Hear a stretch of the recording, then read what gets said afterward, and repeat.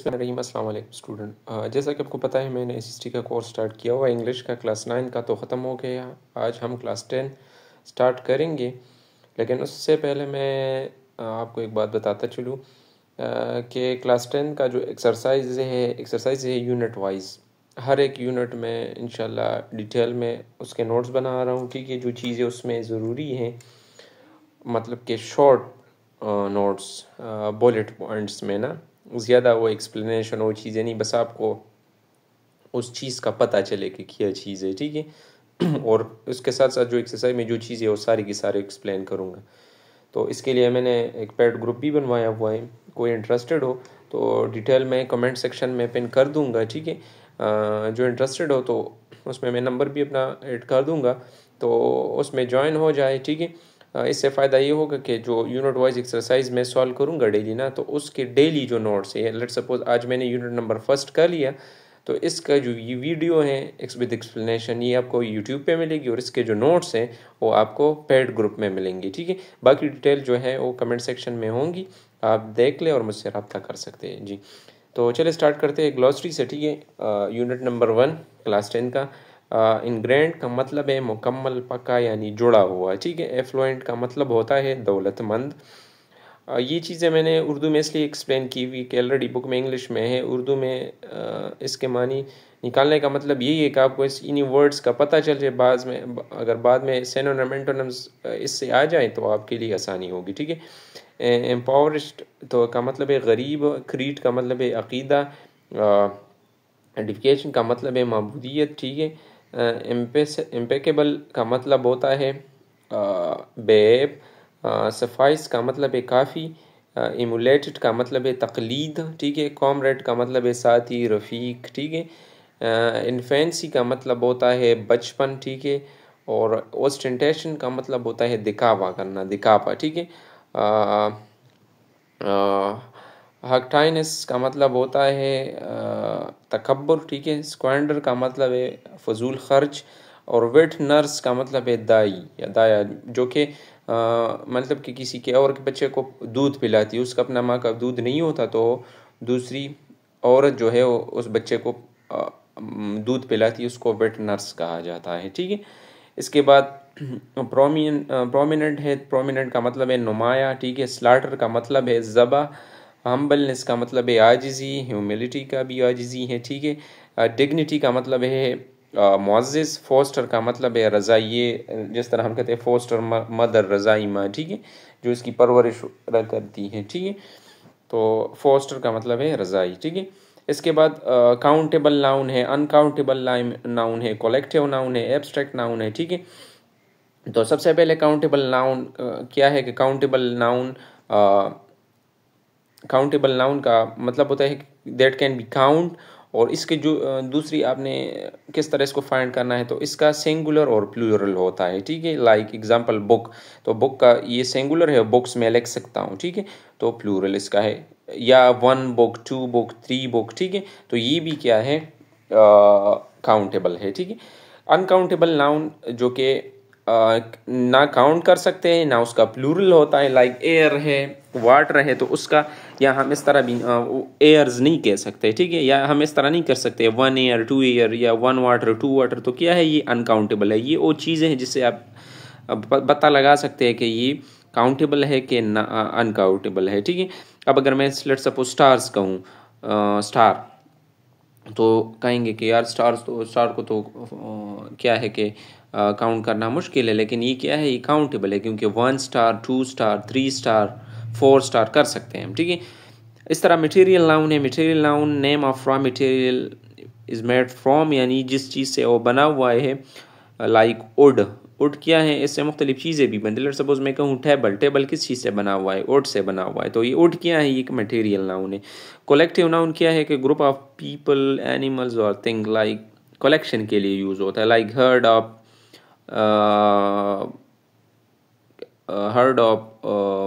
Sheep, इस तरह। ठीक है, तो क्या है कि जब एक शीप होता है, ज़्यादा से ज़्यादा शीप्स इकट्ठे हो जाए तो उसको हम हर्ड कहते हैं। ठीक है, एब्स्ट्रैक्ट नाउन क्या है कि आइडिया हो सकती है, क्वालिटी हो सकती है, स्टेट हो सकती है, जिसको हम टच नहीं कर सकते लेकिन इमेजिन कर सकते हैं, लाइक ब्रेवरी। अब क्या है, ये क्वालिटी है, क्वालिटी हमें सिर्फ इमेजिन कर सकते हैं, बाकी इसको बहादुरी को हम टच नहीं कर सकते। एक्सरसाइज में ये क्वेश्चन थे कि शुगर क्या है, सक्सेस क्या है, हनी क्या है, ब्रेवरी क्या है, टेबल्स क्या है। तो शुगर क्या है, शुगर है अनकाउंटेबल नाउन है, ठीक है। सक्सेस क्या है, ये एब्स्ट्रैक्ट नाउन है। हनी क्या है कि हनी अनकाउंटेबल है, ठीक है। इसका ना सिंगुलर प्लूरल बन सकता है, ठीक है ना, हम इसको क्या है कि काउंट कर सकते हैं। ब्रेवरी क्या है, ये एब्स्ट्रैक्ट नाउन है। टेबल क्या है, ये काउंटेबल नाउन है। 1 टेबल, 2 टेबल, और ऑलरेडी टेबल्स लिखा हुआ है तो प्लूरल बन रहा है, तो ये काउंटेबल नाउन है, ठीक है। इसके बाद प्लूरल ऑफ द नाउन के हवाले से है कि पर्सन का जो प्लूरल है वो पर्सन्स है, वोमन का वोमेन है, चाइल्ड का चिल्ड्रन है, स्टूडेंट का स्टूडेंट्स है, फिश का फिशेस है। इसको रेगुलर और इरेगुलर नाउन भी कह सकते हैं। ये अब यहाँ पे ई एस से हो रहा है तो ये क्या है कि रेगुलर है। इरेगुलर लाइक ये आप देख ले, वोमन वोमेन, वोमन्स नहीं है, ठीक है। या नाइफ है तो नाइव्स है, ठीक है। शेल्फ है तो शेल्व्स है, ठीक है। तो ये इरेगुलर है। पेनोमेना तो पेनोमेना, पेनोमेनन तो पेनोमेना इसका प्लूरल है, ठीक है। इसके बाद some noun changes making it in the plural form, मतलब ये है कि बाज नाउन इस तरह है कि अगर हम उसको प्लूरल में लिखेंगे तो इसका मीनिंग चेंज हो जाता है। Like good, goods. अब गुड क्या है, एक एडजेक्टिव है, यानी गुड अच्छा, बेहतरीन, गुड बॉय, गुड गर्ल, ठीक है। लेकिन गुड्स मीनिंग चेंज हो जाती है क्योंकि इससे गुड से मुराद अशिया, सामान वगैरह है, ठीक है।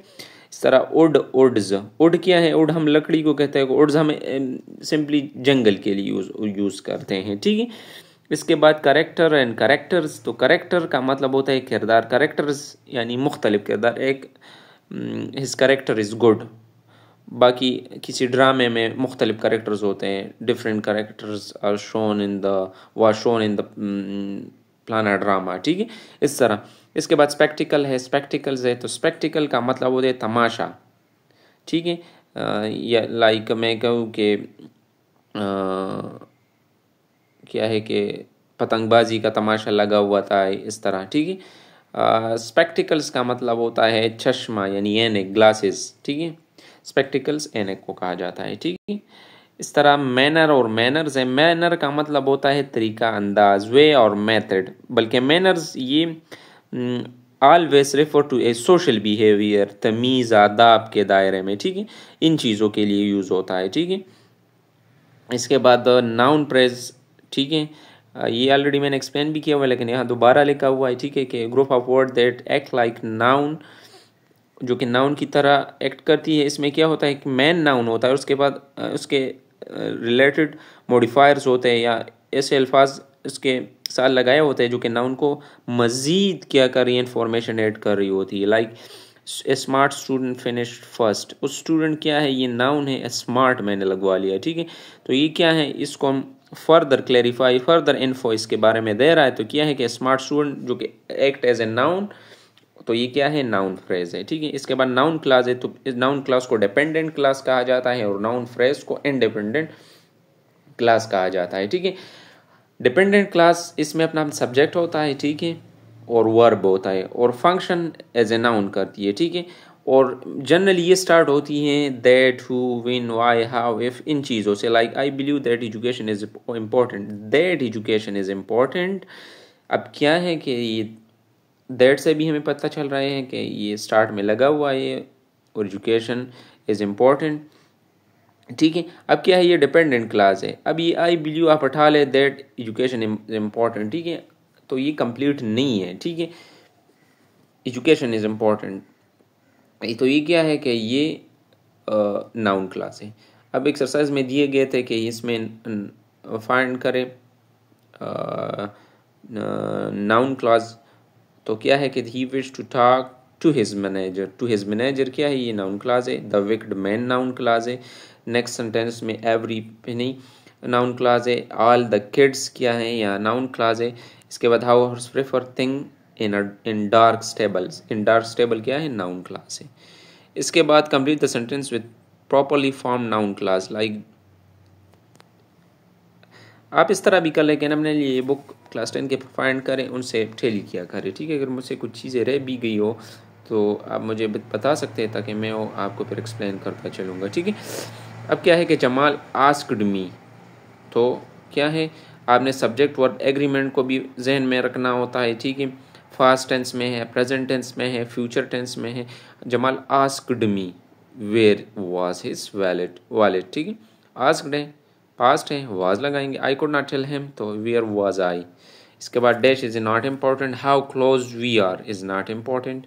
इसके बाद dash was said, what she said was said, ठीक है। सॉरी, SAID सही है। इसके बाद मेरे ख्याल से एक्सरसाइज ख़त्म हो गया, ठीक है। तो ये एक यूनिट नंबर 1 था जो कि मैंने आपके साथ डिटेल से एक्सप्लेन कर दिए, ठीक है। बाकी जो भी मसला हो आप कमेंट सेक्शन में बता सकते हैं। बाकी मैंने जो चीज़ मैं ऑफ़र कर रहा हूँ notes along with 1-on-1 tutorship, वो लेकिन वो इसके लिए होगी। लेट सपोज़ मैं कह लूँ कि किसी को नाउन फ्रेज में मसला है, उसको समझ नहीं आ रही, तो बता सकते हैं सर ये नाउन फ्रेज़ की समझ मुझे नहीं आई, ये कहाँ से है, ये कहाँ से है, ये किस तरह, ये इस तरह की कुछ स्पेसिफिक चीज़ों में कोई मसला हो, ठीक है। तो मुझे बताएगा। मैं अगर नहीं कर सकूँगा तो मेरे साथ ग्रुप में और भी बंदे हैं ट्विटर से क्वालिफाइड, उसको मैं क्या करूँगा, उसको मैं बताऊँगा आपका मसला उसी ग्रुप में होगा, ठीक है। तो आपका मसला वो सॉल्व करेंगे। पहले मैं कोशिश करूँगा, मैं नहीं कर सकता तो किसी दूसरे से मैं करूँगा, लेकिन आपको सही से सही चीज़ आपको बताऊँगा, एक्सप्लेन करूँगा जब तक आपको समझ ना आ जाए, ठीक है। तो दुआ में याद रखिएगा। इंशाल्लाह यूनिट नंबर 2 में दोबारा मिलेंगे। तब तक के लिए अल्लाह हाफिज़।